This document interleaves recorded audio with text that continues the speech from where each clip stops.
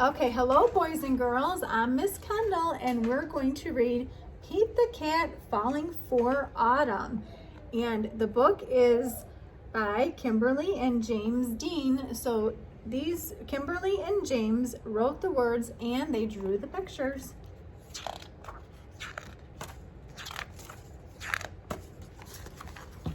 It's the first day of fall and Pete the Cat is feeling blue, which means he feels sad. I like summer better, he says. In summer, I can swim and surf and play at the beach.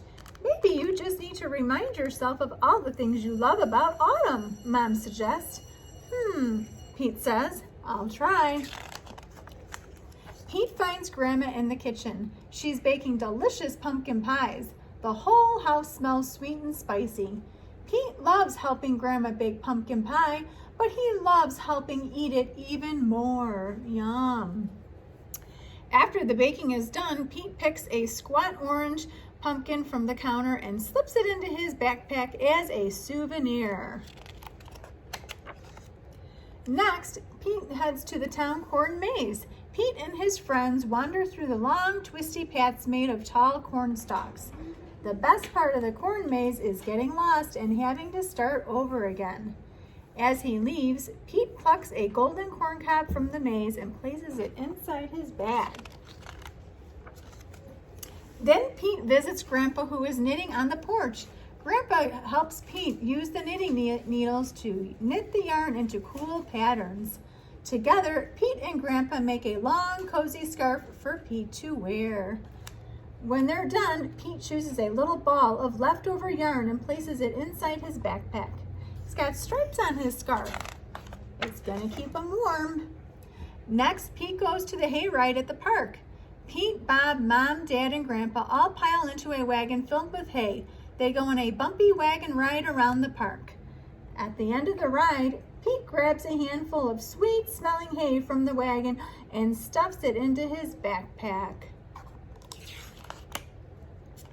Pete heads over to the apple orchard where he and Kaylee can go apple picking. They eat sweet apple donuts and drink hot apple cider and fill their buckets with apples of all different shapes and sizes. Before he leaves, Pete chooses a round red apple and drops it into his backpack. Let's count the apples. 1, 2, 3, 4, 5. Next, Pete stops by the park. He plays touch football with Bob and their friends. Pete scores a touchdown and everyone cheers. After the game, Pete grabs Bob's football and stuffs it into his backpack. It barely fits. Bob won't mind if I borrow this, Pete says. Finally, Pete heads back home, but he stops in the front yard, which is covered in bright leaves falling from the trees. Pete helps his dad rake the leaves into a big colorful mound. Then Pete runs and he jumps into all the leaf piles. Oh, and the leaves have so many different colors. There's orange, there's yellow, there's green, and there's red. After he's done jumping, Pete picks a bunch of red and gold and orange leaves and he stuffs them into his backpack.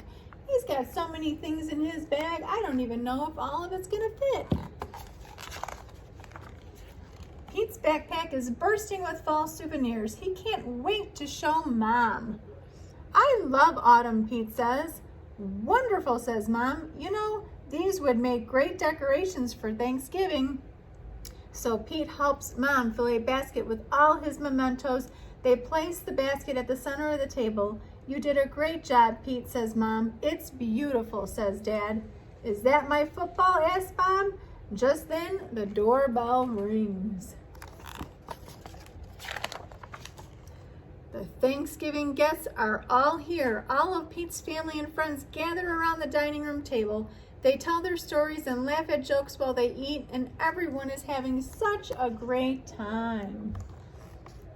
Pete looks around the table and smiles. He loves lots of things about autumn, but Pete knows what he loves most all year long, and that is his family and friends.